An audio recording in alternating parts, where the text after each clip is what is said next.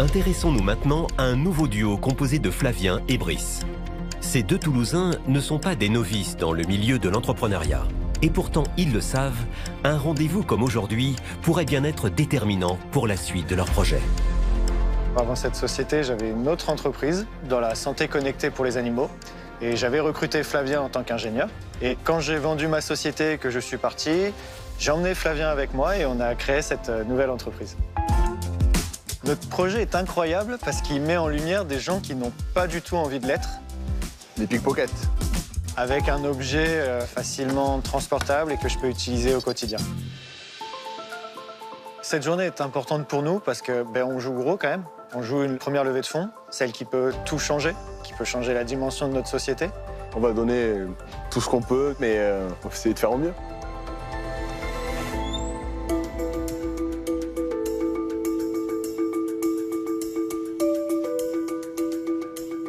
Bonjour. Bonjour. Bonjour. Bonjour. Nous sommes ravis d'être ici aujourd'hui. Je m'appelle Brice.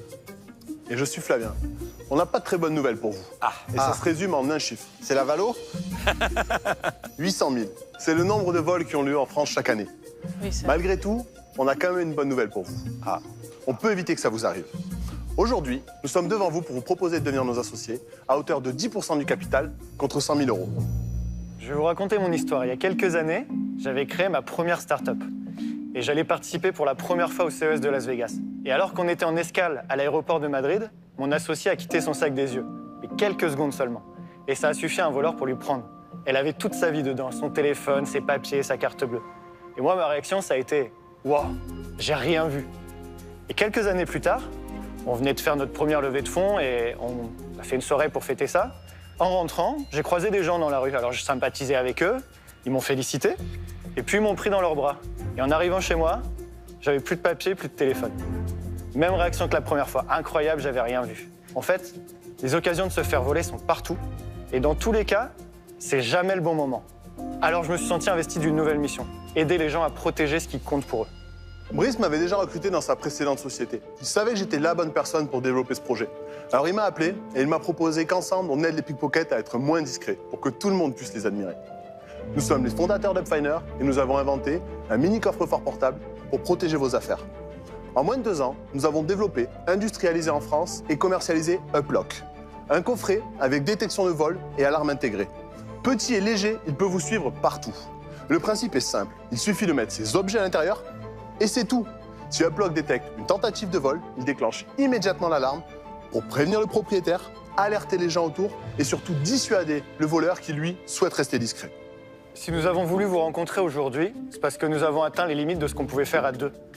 Le CA généré ne nous permet pas encore de recruter une équipe et le manque de trésorerie nous retarde dans notre développement. Avec vous, nous pourrions aller plus vite et plus loin. Bien sûr en obtenant votre soutien financier, mais surtout en nous aidant à créer une marque forte et à commercialiser Uplock dans le monde entier. Et ma question c'est, est-ce que vous ferez partie de l'aventure ? T'as vraiment pas eu de chance, hein? Non, et je me rends compte en fait depuis que j'ai créé la société que je suis pas seul. En fait, tout le monde c'est déjà arrivé ou alors connaît quelqu'un à qui c'est arrivé, un proche. On sait pas qui c'est, on l'a pas vu. Peut-être que c'est le gars que j'ai croisé juste avant et qui m'a souri. On peut avoir une démo? Ouais, c'est ce qu'on allait vous proposer. Qui est-ce qui a une bonne tête de victime? Non, pas de victimes, de voleurs. Ah, le voleur. Il faut être le voleur. Anthony n'est pas là, donc... Tony, qui est son meilleur ami, va le remplacer. Allez, je vais essayer. Donc je prends mon téléphone, on va dire que je suis à la plage. Ok. Un cas que tout le monde connaît, qu'est-ce que je fais de mes affaires? Donc je mets mon téléphone à l'intérieur, j'allume le produit et je viens tout simplement l'armer en appuyant sur un bouton. L'armer. Je le laisse comme ça sur le coin de la serviette et je peux m'en aller et faire une petite sieste. Et si quelqu'un essaie de s'en emparer... L'effet démo, là, je te jure. Ça prend du 220 volts, fais gaffe. Voilà, donc immédiatement, l'alarme retentit. Donc le but, c'est vraiment de prévenir les propriétaires, prévenir les gens autour et surtout dissuader le pickpocket qui, lui, souhaite rester discret. Mais si vous l'avez à la ceinture comme votre collègue, quand il marche, ça sonne pas? En fait, on a sorti il y a quelques mois, suite au retour des utilisateurs, une deuxième version. Et en fait, on peut le connecter au téléphone. Donc quand je me déplace comme ça, il me suffit d'avoir mon téléphone à la poche et l'alarme sonne pas. C'est si séparé du téléphone. Voilà. Admettons, je suis au restaurant, je laisse mon petit sac à la table, je vais aux toilettes, je vais payer. Si quelqu'un le prend, ça va sonner. Et dans le cas qui était là, si Tony veut reprendre son téléphone, comment on fait pour... Il y a un code. C'est le code. Voilà, c'est ça. Donc sur cette version-là, qui est la version non connectée, il va suffire de taper son code. D'accord, il y a un code. Okay. Et de venir le déverrouiller. Ben, l'idée, c'était vraiment de ne pas avoir un objet à balader avec soi, une clé, un badge. L'idée, c'est vraiment d'être très libre, très nomade. Quand on va à la plage, on ne peut pas se rajouter forcément un bracelet, quelque chose. Et puis avec la version connectée, on a la possibilité de le déverrouiller avec le téléphone. Et Brice, tu peux te tourner un peu, qu'on voit le... Voilà, un peu défilé de mode, là. Mais je peux vous l'approcher si vous voulez, mais on peut aussi on vous va en vous apporter ces coffres-là. OK. Ouais. Alors, merci. Merci. Pour répondre. Merci. Et alors, vous en avez vendu combien? Alors, à date, on est sur 500 ventes. 500 ventes? Oui. Et ça vaut combien? La version non connectée est 99 € et la version connectée 129. Sachant que c'est un produit qui est entièrement fait en France. Et vous produisez où? En Occitanie, en fait, tout ce qui est plastique, c'est fabriqué à Montauban, électronique, c'est fabriqué à Castres. Et nous, en interne, on fait l'assemblage, et la programmation, la logistique. Et vous êtes basé où, vous? À Toulouse. Toulouse. Donc là, ce que vous avez trouvé à l'intérieur, c'est la sangle pour pouvoir le porter à l'épaule. Il y a aussi une petite dragonne si on veut le porter plus simplement. Et il y a aussi un antivol qui permet soit de rajouter une sécurité, soit par exemple à l'aéroport, je peux l'accrocher à mes valises. L'attacher, ouais. Voilà, c'est ça. Donc si quelqu'un touche aux valises, ça va toucher le coffre. Et en prix de revient, vous le touchez à combien? Alors, ça dépend de la version, mais on est entre 32 et 40 €. Et c'est distribué online uniquement aujourd'hui? Non, aujourd'hui, donc on l'a online effectivement sur notre site et notre boutique sur une grande marketplace qu'on gère. Et puis on a signé avec un premier gros distributeur. Donc on est distribué dans 67 magasins qui sont dédiés justement aux accessoires pour les véhicules de loisirs. OK. Et pourquoi les véhicules? C'est pas un marché forcément qui semble naturel, si? En fait, si, déjà il y a beaucoup de ce qu'on appelle des visites nocturnes, des gens qui vont rentrer ou forcer le véhicule pour venir voler des affaires. Souvent, c'est un peu notre deuxième maison, donc dedans, on va avoir de l'argent liquide, des papiers, peut-être parfois des bijoux, ou des passeports, même si je suis à l'étranger. Et aussi, c'est un milieu où on va assez avoir confiance. Donc, par exemple, on va s'arrêter sur une aire de caravaning, et Ça y est, il s'amuse. C'est pas moi. pour que ça s'arrête, il faut vraiment le poser. Bravo. Et du coup, comme on va avoir confiance, on va avoir tendance à vouloir laisser le camping-car ouvert. J'ai un exemple. Une personne qu'on avait sponsorisée dans son voyage avait garé son van en Italie, à Gênes, en pleine journée. Ils lui ont fracturé son van. Ils ont volé son sac à dos, sa powerbank, son panneau solaire portable. Ils ont déplacé son coffre, mais ils ne sont pas partis avec. Et dedans, elle avait ses ordonnances et une photocopie de ses papiers d'identité. Donc ça lui a sauvé son voyage, elle n'a pas été obligé de rentrer en France immédiatement. C'est simple. C'est simple et Ouais, efficace. c'est simple et efficace. Mais Le code par défaut, c'est 4-0. Donc, comment se passe l'actionnariat? Vous êtes que tous les deux dans l'actionnariat? Aujourd'hui, oui, on n'a pas levé de fonds encore, on est à 50-50. Ok, première levée de fonds alors. Première levée de fonds, oui. D'accord. Il y a bien un montant qui a été investi pour réaliser tout ça. Oui, on a investi beaucoup en fonds propres. Flavien a investi pour sa part 35 000 €. Moi, j'en suis un peu plus de 100 000 €. Et après, on a eu aussi des subventions de la part de la région Occitanie. Et puis, on a eu un prêt bancaire. Et donc, les 100 000 €, ils vont servir à quoi alors? Alors, on a une nouvelle version qui devrait sortir en janvier où on a signé... C'est une version géolocalisée. On a signé avec un géant de la tech mondial. On ne peut pas dire le nom puisqu'elle a la sortie officielle. Et en gros, tout comme aujourd'hui, vous pouvez suivre votre valise à l'aéroport, vous pourrez suivre votre uplock partout dans le monde grâce à cette technologie. Sauf que pour valider la sortie, il faut qu'on finance des certifications qui coûtent un prix et on ne l'a pas aujourd'hui parce qu'on n'a pas la trésorerie. Et ensuite, approvisionner un peu de stock justement pour être plus réactif vis-à-vis de nos distributeurs. Là, je vois que vous vendez déjà le connecté sur Amazon, 129 €. Vous en vendez combien par mois? Alors, on l'a commercialisé à partir du mois de mai. OK. Pour l'instant, on est à peu près à 10 par mois sur Amazon. 10. Donc Amazon France, c'est 10 coffres par mois. C'est France-Europe. D'Europe, oui, oui. Ah oui, Europe. Dans toute l'Europe, vous en vendez 10 par mois. Sur Amazon, ouais. Donc est-ce que ça veut dire que les gens n'ont pas soit un énorme besoin, soit ils ne savent pas que ça existe en fait? En fait, voilà, c'est ça. C'est ça le sujet. Aujourd'hui, le problème, tout le monde se le pose. On est vraiment dans une construction de besoin. Donc il faut expliquer aux gens que ce produit existe. Le référencement, il est bon. Si on nous cherche, on nous trouve. Maintenant, voilà, il faut expliquer, faire grandir un peu en notoriété et en marque. Et qu'est-ce qui pourrait faire qu'on arrive à populariser en fait le coffre en question? Elle avait une bonne idée. Peut-être qu'avec Tony, on pourrait faire une vidéo en allant à la salle de sport et montrer ça sur tous les réseaux. Il vous faudra plus que 100 000 balles, là. Par exemple, là, le premier distributeur avec qui on a signé, tout de suite, on voit sa force de frappe. En fait, il diffuse dans ses 67 magasins. Il fournit 180 magasins de plus. Donc en fait, justement, faire ce travail d'aller chercher un gros sur un marché et du coup sur plusieurs marchés, ça va être un moyen pour nous de nous faire connaître plus vite. Et aussi, on discute avec des assureurs Ben oui, c'est les assureurs, la clé. qui ont déjà des offres pour sécuriser ce qu'ils appellent les objets nomades, Ben oui. téléphone par exemple. Et en fait, l'idée, ça serait de dire, on a une réduction sur l'assurance quand en plus on s'équipe Sur d'un la coffre. ça, bien sûr. Mais il y a quand même la possibilité, parce qu'en fait, les voleurs sont malins, et si jamais ce type de dispositif devient assez répandu, ça veut dire qu'on sait que là-dedans, il y a des valeurs, donc ça devient une cible. Ils pourraient tout à fait développer une sorte de sac, le mettre dedans, ça étouffe le bruit, et après, en fait, même si ça fait pup, un peu comme ça, ils peuvent courir avec. Déjà, avant de le mettre dans le sac, il va forcément le faire sonner, donc il ne pourra pas être absolument discret. Et ensuite, on est déjà en train de travailler sur un nouvel accessoire qui sera compatible avec ce coffre, où en fait, je pourrais aussi recevoir, si je suis trop loin pour l'entendre, ou s'il a étouffé le bruit, Une alerte. une alerte sur ma montre connectée, sur mon téléphone, ou sur un petit module que nous, on est en train de développer, qui sera au poignet ou au cou. Dis des trucs cons, mais pourquoi vous l'avez fait blanc? C'est pas con, hein, il y a une vraie raison. En Ben, j'imagine pour pas qu'il chauffe. C'est En ça. fait, ouais, il est En fait, traité c'est un un plastique petit qui est traité UV. Vraiment, le premier produit, il est sorti non connecté pour la plage. Donc, le blanc, c'est pour protéger de la température. On peut laisser son téléphone en plein soleil, il reste à Les une circuits température. vont pas du tout c'est chauffer, quoi. C'est vrai que c'est un peu trop sage le produit. C'est-à-dire quoi, On dirait un fax. non, mais ça manque un peu de fun. C'est-à-dire que quelque part, tous ces problèmes de sécurité, etc., c'est très anxiogène, Ouais. puisque ça participe du problème. Il pourrait t'arriver quelque chose. Et donc, est-ce qu'il ne pourrait pas y avoir des développements qui soient un peu plus sympathiques et un peu plus sexy que le côté là, effectivement, donc très neutre? Alors, c'était pas pour le côté sexy que je pensais, c'est que si je voyais quelqu'un se trimballer avec un objet blanc qui ressemble un peu à un livre, à un fax ou à un objet électronique, même si ça sonne, hein, ok? Mais si c'est le même truc, il est rouge, extincteur ou orange fluo, genre truc de danger, ça attire le regard. Et à la fois, ça attire l'attention dessus. Donc il y a deux questions, il y a deux propositions. Non, mais Non, en mais- vrai, ce qui est génial, c'est qu'on développe tout en interne. Et vite. Là, on Donc, a été si on capable le- de sortir 2 versions en même pas 2 ans. Donc, ce genre d'idée, en fait, nous, on est très proche du consommateur, de l'utilisateur, en fait. Donc, dès qu'il y a des idées, on peut les tester.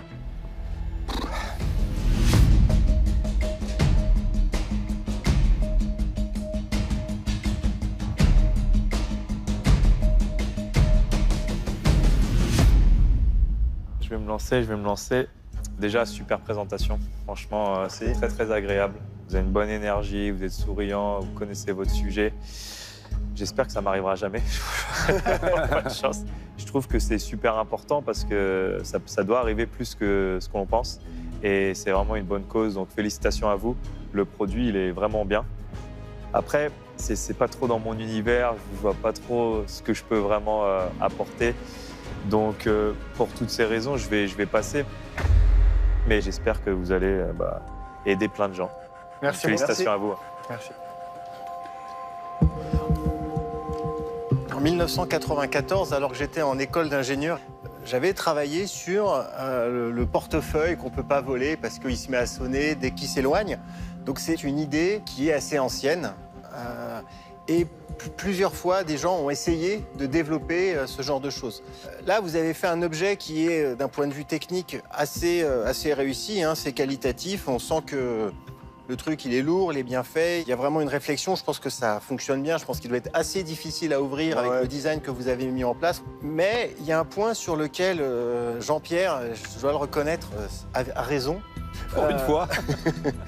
C'est que en termes de design, franchement, ça fait pas rêver. Si vous voulez réussir, si vous voulez intégrer ça dans la vie des gens, il faut créer une signature dans le design qui soit un petit peu à contre-courant de ce qu'on peut imaginer pour un coffre. Ça, en démonstrateur, je pense que c'est pas mal, mais il manque le coup de folie qui fait que ça peut se transformer en phénomène et que les gens le voient et se disent « Ok, je vais l'acheter ». Je comprends qu'il y a d'autres choses. Vous ne pouvez pas en parler pour des raisons tout à fait légitimes, mais là, je reste un peu sur ma faim.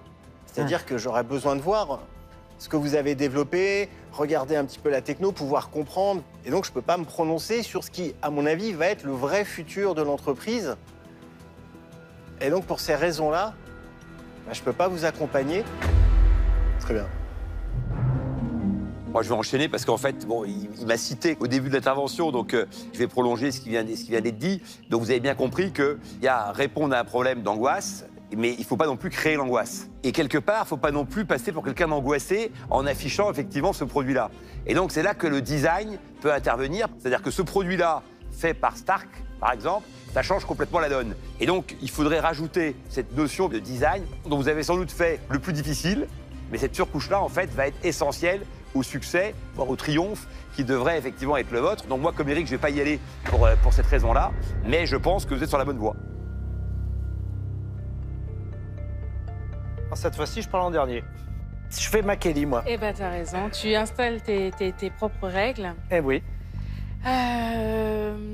En fait, c'est le genre de cas qui est un peu dilemme. Parce que l'idée est sympathique, les porteurs de projets sont sympathiques, l'objet est pratique. Mais je crois que dans l'investissement, il n'y a pas que des chiffres, il y a aussi un feeling. Au-delà de rajouter ce qu'ils ont dit sur le design, c'est vrai que moi, en tant que femme, excusez-moi, mais je ne vais pas pouvoir me balader avec une lanière et ça accrocher. C'est pas possible. Donc oui, il va falloir trouver une solution là-dessus. Et je pense que ça ne tient qu'à ça, là. Et puis de l'autre côté, voilà, moi, je ne peux rien vous apporter d'autre. Je n'ai pas les contacts nécessaires. Donc c'est pour toutes ces raisons que je ne vais pas y aller. Mais j'espère que vous allez vraiment trouver très rapidement quelqu'un qui va vous aider sur la forme. Merci. Alors moi, je ne suis pas du tout d'accord avec mes camarades. Voilà qui est intéressant. Pas du tout. Enfin! On le sentait. D'abord, quand on roule dans un camping-car qui ressemble à un congélateur, on n'en a rien à foutre du design. On ne veut pas se faire piquer sa montre et ses trucs. Moi, j'ai traversé 2 pays en camping-car, il était affreux. Et si j'avais eu ça, j'aurais même trouvé ça plutôt design par rapport au camping-car que j'avais. Donc tout le monde est pas en Chanel sur Instagram.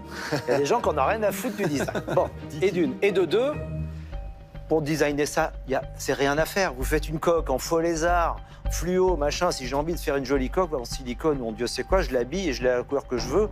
Et ça peut vous faire un accessoire pour faire de l'upsell. Ça va vous coûter 2 balles à faire. Mais ça peut aussi simplement servir quand on va à la plage ou au sport, pour protéger du sable, de la pluie, des chocs. Je mets mes lunettes de soleil. C'est pas tant que j'ai peur qu'on me les vole, mais sur la plage, elles sont pleines. Enfin, je pense que ça peut faire un usage et pas axer tout sur la sécurité. Il faudrait que ça devienne un peu le compagnon de voyage, un peu plus sympa, que le marketing soit un peu moins anxiogène et un peu plus lifestyle.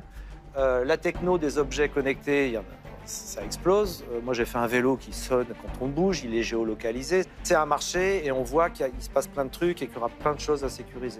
Donc, pour toutes ces raisons, je pense que je ne peux pas ne pas vous accompagner. En revanche, les gars, sur la Valo, vous êtes un peu raides. Hein, pour quelqu'un qui est un peu plus que sleeping partner.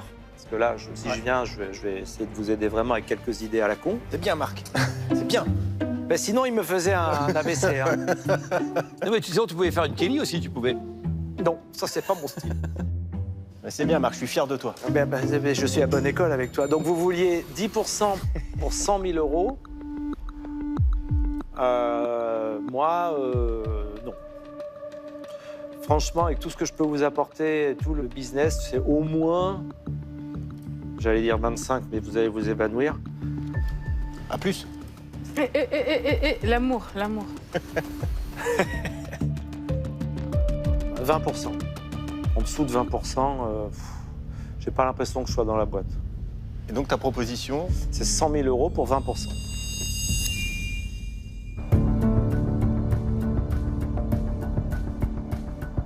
C'est costaud.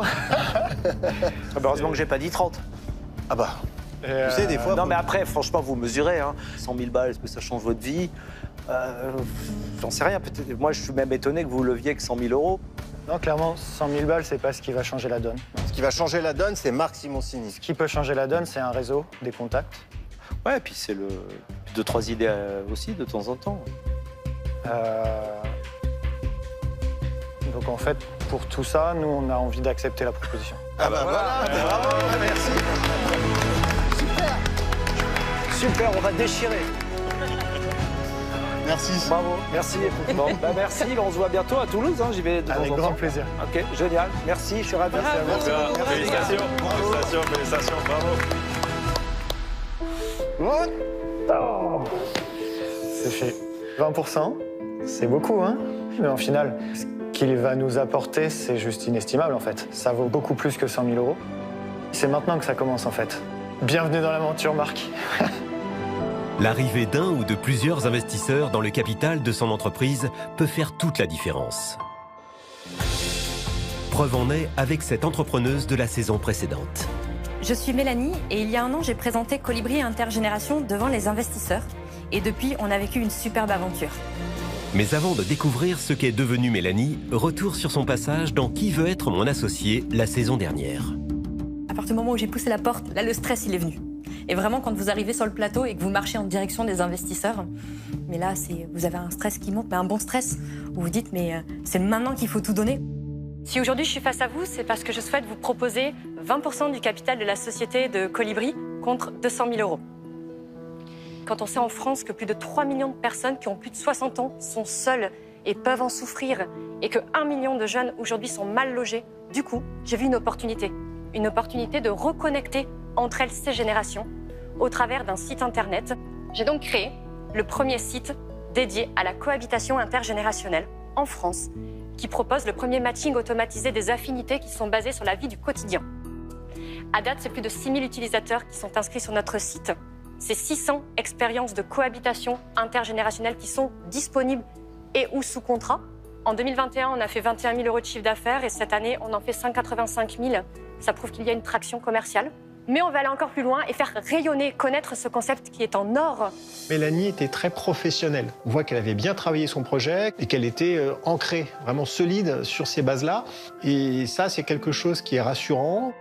Tellement rassurant pour les investisseurs que 4 d'entre eux ont décidé de faire une proposition à Mélanie pour ce projet permettant à des seniors de louer en toute sécurité une chambre chez eux à des étudiants. Moi, je suis séduite par votre projet. J'ai envie de vous suivre. Moi, je vais faire la même que Delphine, parce que je pense que ce que vous avez demandé, en fait, est extrêmement juste. Donc moi aussi, je suis convaincu. Je vais te proposer comme les autres, histoire d'être très original. C'est une forme d'aboutissement de tout le travail qui a été fait en amont et dans lequel on a des professionnels, c'est des investisseurs très connus, qui, quand ils vous disent c'est un bon projet, on y croit, on va y aller avec toi, c'est le Saint Graal. Et après une bataille acharnée entre les investisseurs, Mélanie a finalement choisi de s'associer à Jean-Pierre Nadir, Delphine André et Éric Larchevêque. Voilà. Allez, et voilà, bravo. D'abord Delphine, c'était la vainqueuse. Merci beaucoup. Quelques mois plus tard, la diffusion de l'émission permettait à Colibri de rencontrer son public et d'enrichir son catalogue. On a pu voir l'effet du passage de l'émission. On a réussi en très peu de temps à faire multiplier par 2 notre nombre d'utilisateurs inscrits. On a de nouvelles chambres donc, qui sont disponibles, ça continue encore. Les gens qui nous ont regardés en février dernier, des fois nous appellent encore aujourd'hui en disant on vous a vu à la télé dans l'émission, j'ai pris le temps de réfléchir, ça me plaît, je veux proposer une chambre avec Colibri Intergénération. Au total, sur un an, notre chiffre d'affaires 2023 fait x10 par rapport à 2022. Donc ça, c'est formidable. On a un terme qui fédère l'équipe depuis le passage de l'émission Qui va être mon associé. En fait, c'est la dinguerie. Parce que c'est clairement ce qu'on vit. On prend une bouffée, mais une bouffée de positif, d'oxygène, de réussite, mais tout d'un seul coup. C'est magique. Et pour l'accompagner dans cette dinguerie, elle a pu compter sur ses nouveaux associés. Et parmi eux, 2 sortent du lot. Éric Larchevêque, qui se déplace régulièrement dans les bureaux de Mélanie pour la conseiller avec ses équipes. Bonjour. Bonjour, ça va? Ça va? On a la chance d'avoir Éric Larchevêque au bord de l'entreprise, qui est plutôt sur l'aspect tech. Et donc du coup, il nous apporte beaucoup sur ce point de vue-là. On a préparé la page dont tu nous avais parlé, oui. l'inscription rapide, pour éviter qu'on perde des gens qui viennent sur le site et qui ne finalisent pas leur profil. Oui, parce que vous aviez un formulaire avec tellement de choses à remplir qu'il y avait forcément qui n'allaient pas au bout, alors que là, au moins, tu peux déjà les mettre dans le tunnel d'inscription, juste avec l'email, les bases. Exactement. Jean-Pierre Nadir est lui aussi très présent sur les questions stratégiques et commerciales. Mélanie profite d'ailleurs de sa venue à Paris pour venir le voir dans un lieu qu'elle connaît bien. Les coulisses de Qui veut être mon associé. Vous ici, ça va? Ouais. On se voit à plusieurs reprises, on échange, on partage. Et moi, ce qui me rend dingue, c'est que des fois, quand on a des questions, on va les appeler. Et leur réponse, elle est extrêmement rapide, intuitive, intelligente. Et ça nous fait gagner du temps.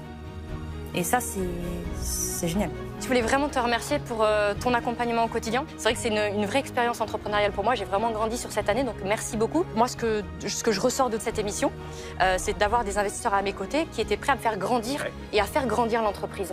C'était pas des investisseurs qui allaient prendre l'entreprise pour faire ce qu'ils en voulaient. L'idée était de confronter nos points de vue pour grandir ensemble. Et ça, merci pour tout ça en tout cas. Je pense qu'il ne faut pas croire qu'être entrepreneur, c'est tous les jours facile. Il y a un vrai investissement qui est demandé. C'est les montagnes russes. Hein.